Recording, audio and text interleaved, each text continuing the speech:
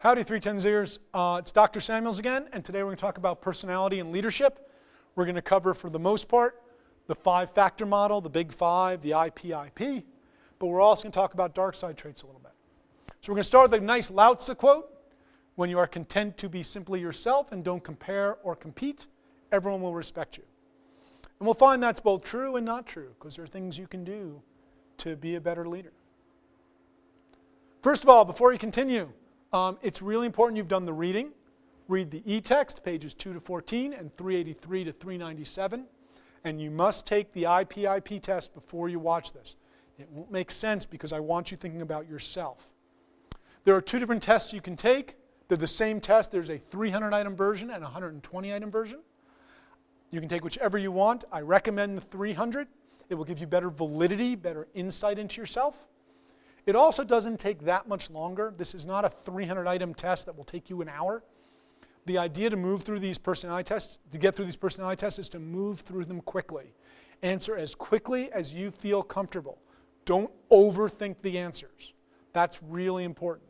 And also try to take them in an environment that's a little quiet, as neutral as possible. That will help you the most. I think I just took this 300-item version. I think it took me about 20 minutes. So go ahead. Hang out. I'll wait. Okay, I'm done waiting. For those who have it, let's get moving. Okay, it's really important to understand that even trait theorists do not assume a leaders are born position. One of the problems that often happens is people say, oh, this is my personality and that's it, I'm done. And as it says on page 10, although personality traits predispose us to act in certain ways, we can nonetheless learn to modify our behaviors through experience, feedback, and reflection. A predisposition is not an action unless you decide to make it so. Before we start again, the 5-factor model, all these traits are normal. There is no abnormal in this thing. It's not like if you get this and go, oh my goodness, I must be sick, I must be abnormal. No. If you want to test for abnormal traits, schizophrenia, depression, bipolar disorder, all of those kinds of things are tested by what's called the MMPI. If you need to do that, you go see a therapist, go see a psychiatrist with those issues. The 5-factor models are all normal personalities. Again, I say it, these things are not locked in stone. Because you're high on one or low on another does not mean you will always be high or always be low.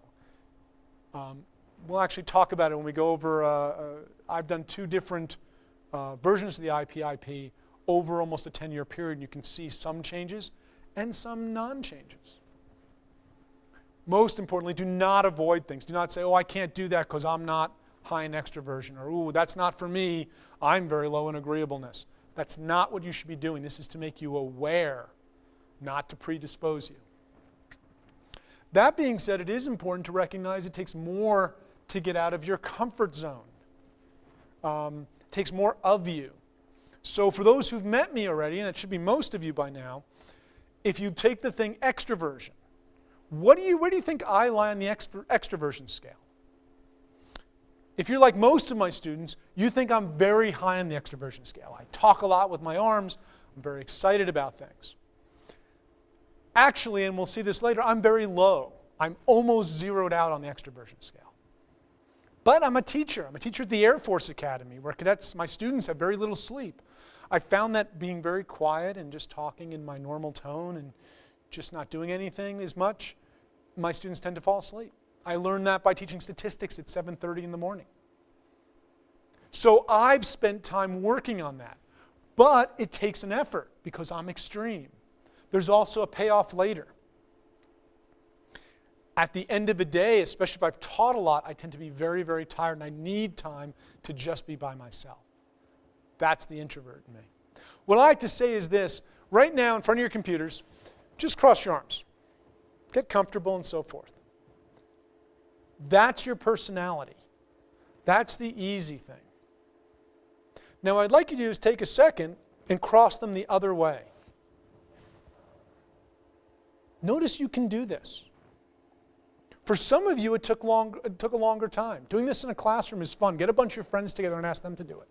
What you'll find is some people can do it very easily and very quickly, and they don't care that much. Think of those people as the people who are in the middle. Some people take a long time and they can't quite figure out how to do it, and they look very uncomfortable, and they ask you if they can stop. Those people might have more extreme scores. But everyone can do it. And that's important to recognize. Your personality, easy, natural. Doing something else could be a little uncomfortable, especially if you haven't practiced. Get used to those things. Traits can also be situationally dependent. Introverts cheer loud at football games. Extroverts are quiet in cathedrals.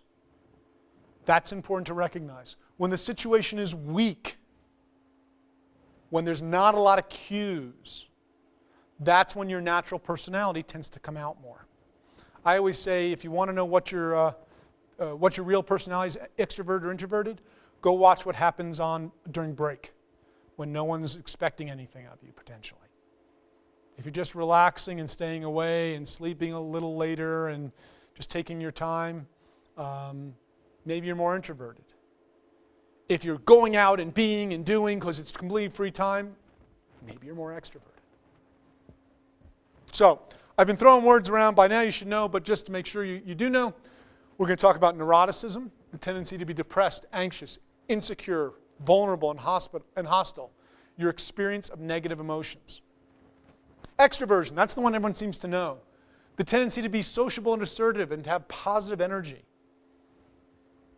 Openness, the tendency to be informed, creative, insightful, and curious. Open people try new things. Agreeableness, the tendency to be accepting, conforming, trusting, and nurturing. Big deal with agreeableness is the conflict worth it? High in agreeableness? No, I don't think the conflict's worth it. Conscientiousness, the tendency to be thorough, organized, controlled, dependable, and decisive. Knowing the right action and doing it. That's conscientiousness. Notice the first letters can be spelled, if you ever want to remember what those 5 things are, remember either ocean or canoe, right? Ocean, openness, conscientiousness, extroversion, agreeableness, and neuroticism. Or canoe, same thing, different order. You know what they are. That way, that's a mnemonic you can use to remember these things. Now, I do want to let you know that the scales I'm going to show you come from my class, my students in spring of 2013. I used to do it every year, get everybody's scores a week in advance, enter them all in, do averages. And I found out after like 3 or 4 years of both semesters, it never seems to change much. And I said, you know what? I won't make them do this. I won't make myself do this. This is pretty much what cadets look like. So let's start with extroversion. The degree of engagement with others. I like to say, if you're exhausted after a long weekend, after a long week at school, how do you re-energize yourself? Do you go into your room and quietly and shut the door and try to read?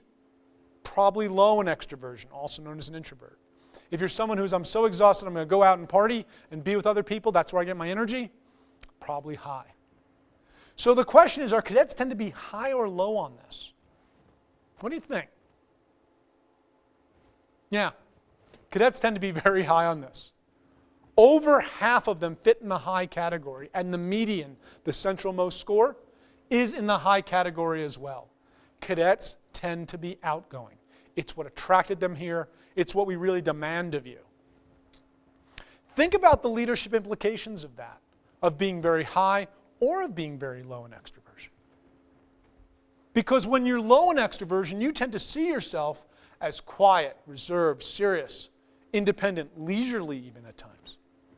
But others might see you, especially those beneath you on a chain of command, might see you as aloof or difficult to know or a loner. They also could see you as a good listener. Now, most cadets are high, and they probably see themselves as sociable, assertive, active, comfortable leading, just comfortable being out in front. But others, they might see you as outspoken, loud, overbearing, shallow. You're talking all the time, and you're not a good listener potentially. Extroversion, high and low, have costs and benefits, as they all do. Let's keep moving. Agreeableness, degree of concern for social harmony. How important is it that everyone gets along? So if there's a dispute, do you accept the conflict because conflict is good and we need to figure out the truth and get to the heart of it? low in agreeableness? Or do you avoid it because people's feelings are more important and the group harmony is more important? High in agreeableness. Where are cadets on this? If you said high, you're right. Again, over half of all cadets are high on this. And again, that high, the centermost cadet is high on this as well. And what are the leadership implications of being high or low? Well, if you're low in agreeableness, you might see yourself as tough, truthful, competitive, get into the heart of things, maybe even a little guarded. Others might see you as skeptical, self-centered, insensitive, stubborn. You're the person who's causing the problems at times. If you're high in agreeableness, you might see yourself as the tolerant, trusting type, helpful, even humble in some ways, putting the group before your own needs. Others could see you, however, as gullible, spineless, conflict averse, all of those things. Conscientiousness. This is the easy one for you all. Can you tell if someone's borrowed your stapler because it's not in the exact same place? You're high in conscientiousness. Can you never even find your stapler? You're low in conscientiousness. Are cadets high and low in this? This is an easy one. Cadets are very, very high on this. Again, over half in the high category, only 5% are low. Honestly, I don't know how they survive. You can imagine people low in conscientiousness, one, probably not wanting to come to a service academy, and two, maybe not making it to their third year. If you can't be completely organized here, it's really hard to survive. So that 5% is an interesting group. I've talked with them. Oftentimes they have strategies of what they're doing, or they're just very, very good at things. These also both have leadership implications. So again, if you're low in conscientiousness, you might see yourself as someone who multitasks a lot. You're spontaneous. You're winging it a lot. You're playful. You're fun. But others might see you as disorganized. They might see you as not really being serious about things and easily distracted. They might also see you as procrastinating because you're not doing what you should be doing. High in conscientiousness, disciplined, dependable, organized, prepared. People who see themselves high in conscientiousness tend to be very sure that is the right way to behave. Others, however, might see you as compulsive, workaholic, might see you as meticulous, and even a little fussy and controlling at times. Not every extreme has both pluses and minuses. Now, I've told you that there are no bad things to be here. Everything has a plus and a minus. That being said, neuroticism, the tendency to experience negative feelings, could be the one place where being high is very problematic. In fact, even the term neuroticism feels loaded, and other places call it negative emotionality, that you feel negative emotions. And then I've even seen later ones that just call it emotionality, trying to get the negative out of there. But this has some negative things. We'll talk about this, but if you're high in neuroticism, and it's something that's long-term, contact your faculty member, your instructor, and chat a little bit about this. Having strategies to overcome that is very important. We'll talk a little bit more in a second. How do you know if you're high or low if you haven't taken a test like the IPIP? Does everything always matter? It always matters, no matter how small. Probably high. If you're able to let things go, probably low. Do cadets tend to be high or low? Cadets tend to be very, very low. Over almost 3/4 of cadets score low in this category. That's really incredible.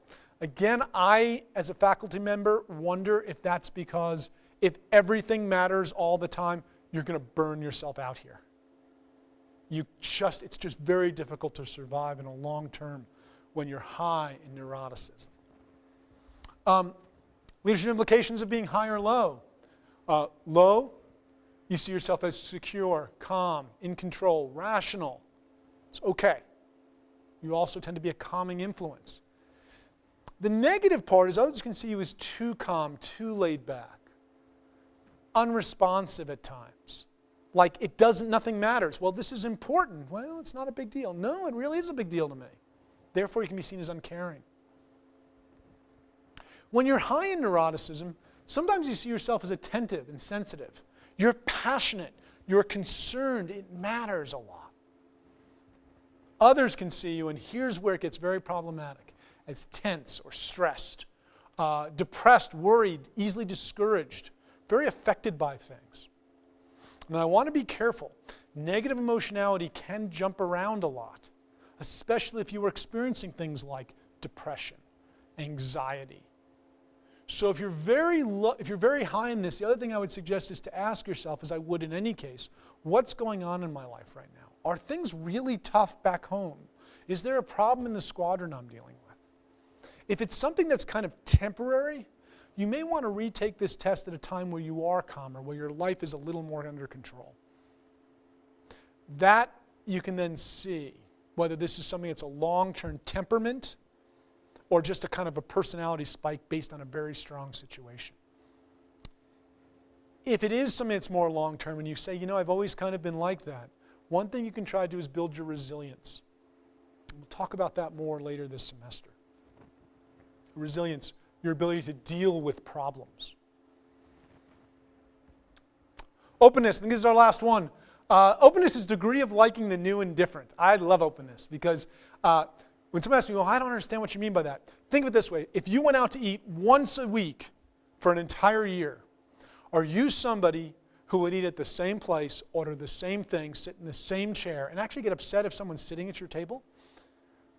You're low in openness. If you're someone who goes, wow, let me try some new things. 52 places to eat.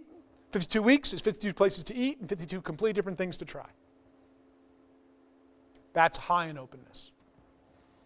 Cadets, of course, if you can think about it, cadets tend to be, on average, low. On average, they're average, but most cadets are low in this, although this is actually the most spread category. There are cadets who are low, there are cadets who are high. I will tell you that the politics questions about conservative politics tend to put you at a low level. There's a reason for that, and I'm not getting into it. It's actually a little complicated. But that is one thing that scores cadets lower.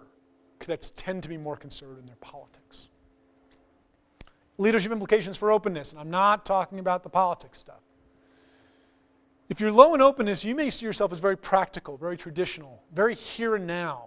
It's a little. When someone says something, that's what they mean. But others can see you as very narrow-minded, very set in your ways. Change is not possible, so they might see you as stubborn and not basically open to new ideas or new things. While people who are high in openness see themselves as creative, curious, reflective. They like variety. They like new things. That can also have its drawbacks. Others can see them as impractical, dreamers. They're living in a fantasy world, and sometimes they can be very easily bored and moving on to the next thing. How do all these play out as team issues? We're going to talk about this in another class. But just to get some ideas floating in here, these are questions you should be asking yourself based on understanding where your personality lies. What are the potential problems a team that you lead may face? That's different, as we saw, depending on what your personality profile looks like. How do the personalities of your team, how do the interaction between those matter? Sometimes if they're all the same, that can be problematic. If everyone's an extrovert, meetings can go very long if everyone has to say something. Sometimes it's the opposite. If you've got a group of people who are very open and a group of people who are very low on openness, you can imagine them struggling over new ideas. So think that through. How can you leverage your strengths to help deal with people? Maybe you have a group that's very low in agreeableness, but you're very high in agreeableness. You know you have to be the peacemaker in the group. Vice versa, your group is very high in agreeableness and you're very low in agreeableness. You know you have to push them out of their comfort zone because they're just going to go with group harmony. And that can lead to groupthink. How can you intentionally focus on a weakness and improve it? Again, my example from earlier. So here I am, an introvert in an extroverted profession. I better get used to that. I better practice that. But I also know I don't like to schedule things after a long day of teaching because I know I have to deal with that. If you're someone who's low in extroversion or an introvert, and you know you have to do a big leading thing, you might want to schedule time at the end to just relax, just chill out, just get out of that uncomfortable arm thing so you can get back to your norm. Okay, here's an important fact and something we're going to ask you to know. Okay, you've got this personality inventory, it's kind of neat, it's kind of useful. How does that link to leadership? What are the best leaders? Well, we actually have a good research on this especially there was a group that did a meta-analysis. They looked at all the studies, put them all together, and here's what they found out. First of all, let's go back to our big five, and remember what cadets tend to be. Because if you know what the average cadet is, it can show you where your weaknesses and strengths will be. Again, the average cadet is low on openness, high in conscientiousness, high on agreeableness, high on extroversion, and low on neuroticism. That's the average cadet. The research talks about two different ways of thinking about things: emergence and effectiveness. Emergence is who gets chosen to be the leader, who gets selected, what leader emerges from the group. Effectiveness is once in a leadership position, how effective are you? Got it? Most studies are on emergence. It's easier to see who emerges. And interestingly enough, and just so you know, what I've done is I've ranked each factor with leadership. And again, the asterisk will mean an inverted relationship. Lower is better. And if you look at emergence, both extroversion and conscientiousness tie for being very important to who emerges as a leader. Makes sense. Extroversion, who's standing up and doing things? Who's the center of attention already? They often get chosen to be leaders. Conscientiousness, who's doing the right thing? Another reason to choose someone as a leader. Neuroticism, being low in neuroticism, and being open to new ideas, those are second. Interestingly, agreeableness. How much do you just want to get along and create social harmony? That doesn't correlate with leadership emergence. Again, it makes sense. The person who wants to create the harmony may not be thought of as a leader. Now here's the rub. That's who gets chosen. That's who seems like they'd be the best leader. But the better marker is actually leadership effectiveness. So people who get chosen to be the best leaders are not necessarily the best leaders. Who are the best leaders? Interestingly enough, extroversion is there. Being open, being out in front of everybody, being comfortable in front of a group, being able to give lectures where your arms are waving, it means that someone's going to be a teacher you probably like. But openness is just as important. Because people who are high in openness are willing to take ideas they haven't thought about. And that takes us back to intellectual stimulation. What don't I know? It's part of individualized consideration. What you say matters because you're important and I respect the you that you are. The inspirational motivation. I need to understand what you're thinking before I link my big vision with you. So openness ends up being very important for leadership. Next level is being low in neuroticism. Again, being too stressed, being too spun up. It's hard to be a good leader if you're worried about other things and you're bothering other people because you're so tense about stuff. Then agreeableness. Last but not least, conscientiousness. Now, the question of where cadets should focus is important. Basically, we think about, in general, it's good to be low in neuroticism, high in agreeableness, high on extroversion, high on conscientiousness, but it's important to be high on openness. Cadets are all of those things except high on openness. The average cadet, the most likely cadet, is low. This is an area cadets should focus on.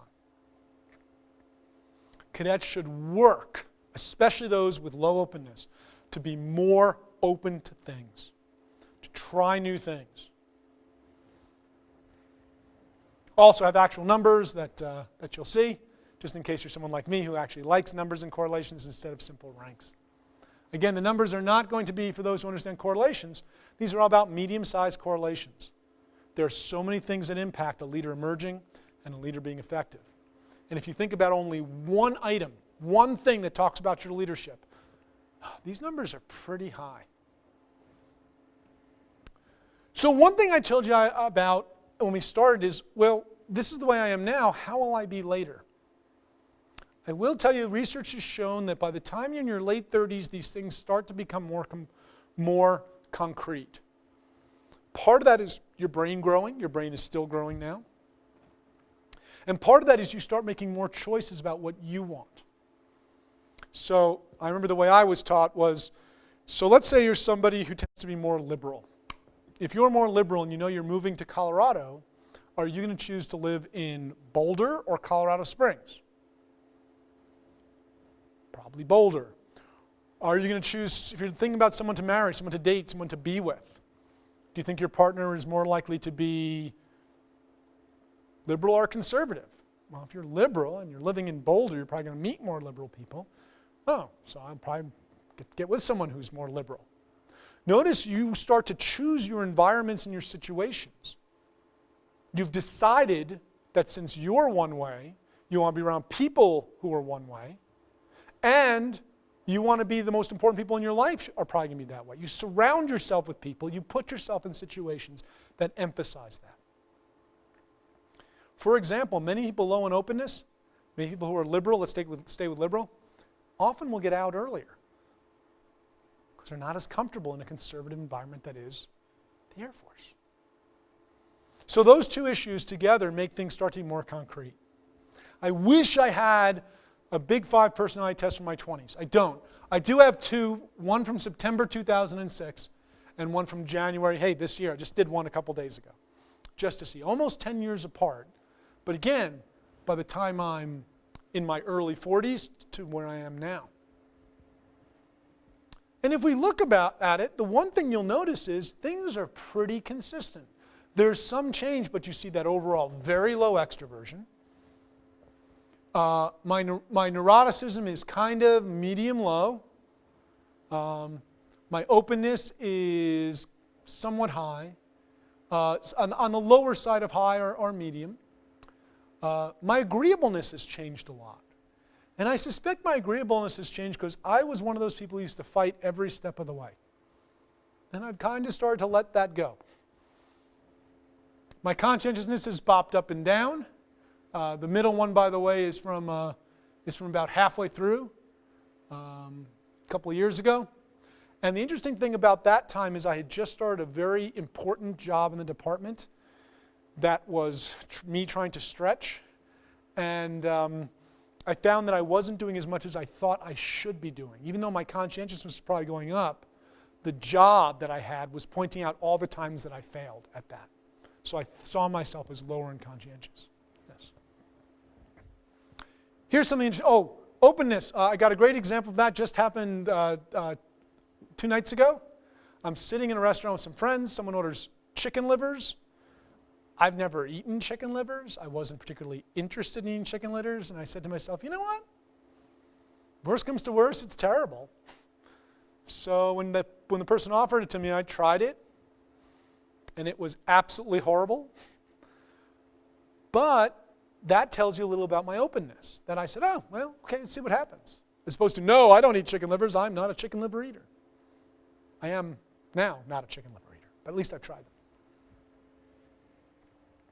Also in your IPIP, what you'll also have is a breakdown of each of these into subcomponents. We've been talking about extroversion, agreeableness, conscientiousness, neuroticism, and openness, but all of them have subcomponents. I've broken down extroversion for a very interesting reason. Again, I am very, very low in extroversion. Does that mean I'm low on every component of extroversion? No. If you look at this, I'm very low on what's called friendliness. I'm almost non-existent on gregariousness. Gregariousness, by the way, is specifically where does your energy come from? others or yourself. It looks like I got a 0 this year. I think I'd had a 1 before. But on the level of assertiveness, which is how comfortable do you feel putting forth your opinion, I'm actually quite high. So even though overall in extroversion I'm low, there are things about it that are somewhat high. Interesting. Now, some of these insights I've told you did not come from me. They actually came from when I used to do this. I would take it to somebody else and say, hey, would you walk through it with me? I want to see what you've seen that I haven't. And some of these insights actually came from other people to help me try to understand my own self and where my strengths are and where my weaknesses are. What I should be doing to develop those strengths. How I should be protecting myself while I'm developing those strengths. And that's something your instructor can do with you. If you're interested in finding out more about this, contact your instructor and make an appointment. Takes about an hour. Again, the one thing we're going to ask is you must do the 300 item, not the 120. If we're going to put an hour into you, we need you to put more time into it. I do want to cover dark side personality very briefly. You've covered this before when we talked about derailment. And it's on pages 271, 277. While that is not one of the objectives of this semester, of this next GR, I do remind you that we often ask you to look back and make connections. It would not be impossible for us to ask you those kinds of questions. The way we're going to ask it is very different because there are 11 dark side traits. So, dark side traits. What's important about this? One, there's a lot of situational impact. Dark side traits will emerge under stress. They will happen most when you're task saturated or overwhelmed. In other words, they'll happen when you're a cadet. Right? You're always task saturated and overwhelmed. They also happen when you lack experience and tend to panic. That's the dark side. Dark side's not a natural place like crossing your arms. It's when things start to go bad, how can the things that are natural to you go bad also? You find yourself unable to manage impressions in these cases. Interestingly, it's in the most pressure and then sometimes in the least pressure. When things are unimportant, they can also come out. Especially when you're tired, especially when you're task saturated. If it's unimportant and you're task saturated, you basically don't care how you're perceived anymore. You don't care enough and you let down your guard. That idea is why sometimes someone seems to be okay, but then they put in a position of authority, they're overwhelmed, you're below them, they don't care. This is also why people oftentimes look very good to people above them. They're managing their impressions, but the people below them who don't impact them, they're horrible people. And we've seen that with people you've seen who get promoted, and you're like, I hate that person. They're a terrible leader. Why does their boss promote them? Their boss sees a different person than you see. How can you avoid that? By being aware of the potential of your dark side traits. Now, just like the IP, there is a test that can check out your dark side traits. It costs money. We didn't have you spend the money. If you're interested, we can connect you to that test. But there's a nice way of doing it through your Big Five, through the IP 5-factor personality test.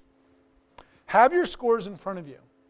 And what we find is people who are extreme on scores tend to be most at risk for dark side personality traits. So if you're in either 0 to 10 or 90 to 99, you're really extreme, you are the most at risk.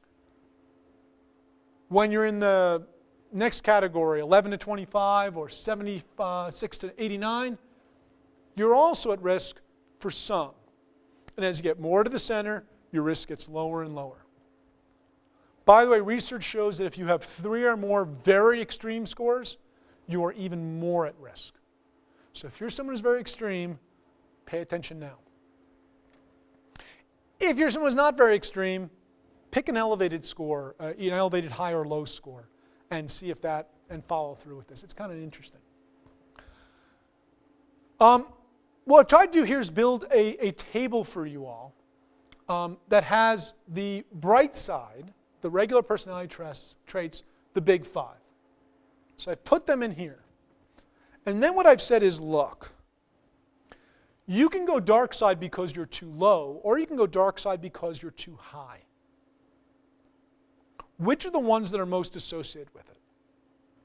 It turns out that in neuroticism, if you're very low in neuroticism, which is a pretty good thing, you can be at risk for being bold. If you're very high in neuroticism, you can be at risk for being excitable. Careful. When we say bold and excitable, we're not talking about the words that you know. They are a specific trait labeled as such. So this is, Hogan has done this work. He has called the topic bold. He has called this thing excitable. And as you go down the list, you can see that every high or low is associated with one or two potential problems. Again, not necessarily you have this problem, just the potential is there. So again, our average cadet is low in neuroticism, therefore at risk for being bold. High in extroversion, therefore at risk for being bold or colorful. High in agreeableness, therefore at risk for being leisurely or dutiful. High in conscientiousness, therefore being at risk for diligent. And low in openness, therefore being at risk for being dutiful. Now, I don't want to go over all of these for you. There's a lot of them, and it's certainly something you can do yourself. This PowerPoint is on the K drive, and I think we're going to try to put it on the Canvas sites as well. K drive under DF, DFBL 310Z, Canvas drives on your sites. It is actually wired into a system where everything is hyperlinked. So you can start with this table and move to where you want to be. Let's go with low in neuroticism, which is usually a good thing, and check out what bold would be. Bold is also a nice one because a lot of cadets are at risk for being bold. High extroverts, low neuroticism puts you very at risk for bold. Since this whole thing is hyperlinked together, if you click on bold, it'll take you to the bold definition for Hogan's survey. Bold are concerns having inflated views of one's competency and worth and the drive for results. Although you have a high expectations for yourself, your coworkers may regard you as domineering and overly aggressive. Go to the next page. I will not get into flirtation and seduction. Those are different categories. But basically, this will then show you, oh, is this something I can be at risk for? Can I be demanding? Can I be overbearing? Do I believe that I have a sense of entitlement? That's what people who are bold are. Bold people also resist feedback. They resist other opinions. So this is something, if you're low in openness, again, more problems. Bold people tend to be self-promoting, overestimate their own talents and accomplishments. And when mistakes happen, they look for someone to blame because they believe it can't be them. They also tend to be charismatic. They don't tend to have as big a sense of loyalty because, again, if there's a problem, it's not their fault. They like people who are cautious and dutiful. So basically, if you've done this and you say, oh, that's interesting, oh, no, but that's not me. I think about it a lot. That's not my problem. Okay. If you click on this bold, it'll take you right back to the table. So take your time, work through that table with your IP in front of you and ask yourself, is that me or not? Hey, even better, have a friend there. Is that, because you know, that's not me, and your friend goes, oh, yeah, it is. Then you know it's something to work on. Again, to finish up, personality is not something that's in stone. Because I am low in extroversion does not mean I can't get in front of you and talk. I practiced. I got used to it. And my inspiration was someone who was the best lecturer I ever saw. So I'll close with a story. I'm in my first year of graduate school at Stanford. And I was talking with my advisor about, wow, I hope to teach one day, but I've seen you guys. You guys are great at lecturing. I'm terrified. And he goes, next time you go into Mark Lepper, very famous social and developmental psychologist, when you go into his class, look at his hands. I was like, what do you mean look at his hands? He said, look at his hands. So next time I went to class, and he had one of those podiums you've seen people have. Looked at his hands. Here's a guy who was the best lecturer I ever met. relaxed, easygoing, integrated cadets simply into these very complex lectures, asked questions, got things. I never realized the entire class, he was gripping the podium with a white-knuckled death grip. He had been teaching for 25, 30 years, perfectly natural, and every time he went into class, he had to swallow, think about it, walk in, and hold on to that dais for dear life. If he can do that, you can overcome anything you're too low or too high in. So, personality. Understand it, but then you take control of it. Thanks very much.